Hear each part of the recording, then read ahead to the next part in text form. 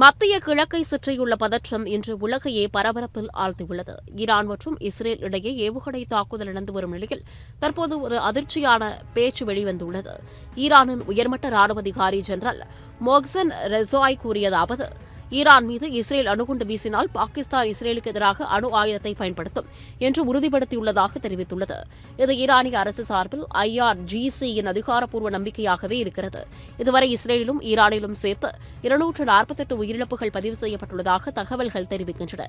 இஸ்ரேலில் 18 பேர், ஈரானில் 230 பேர் என்றும் அந்த எண்ணிக்கை கூறப்படுகிறது. இந்த புதிய எச்சரிக்கையால் சுய பாதுகாப்பான சாத்தியமான அணு மோதல் சர்வதேச கவனத்தை ஈர்த்து வருகிறது. பாகிஸ்தான் தங்கள் முஸ்லிம் அண்ணன் நாடான ஈரானுக்கு பின்னால் நிற்பதாக சபதம் செய்து முஸ்லிம் உலகத்தை ஒன்றுபடுமாறு அழைப்பு விடுத்துள்ளது. இதனுடன் இஸ்ரேலால் ஏற்படுத்தும் நிலைமையை முழு பிராந்தியத்தையும் அளிக்கக்கூடியது என பாகிஸ்தானின் பாதுகாப்பு அமைச்சர் குவாஜா ஆசிப் எச்சரிக்கை விடுத்துள்ளார். இந்த நிலையில் உலகின் முக்கிய அணு நாடுகள் அமெரிக்கா, ரஷ்யா, சீனா ஆகியவை எதற்கும் தயாராக காத்திருக்கின்றன.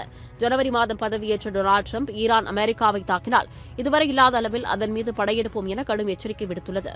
இந்த சூழ்நிலையில் ஒரு தவறு கூட ஒரு உலக போர் நிலைக்கு வழிவகுக்கக்கூடும்.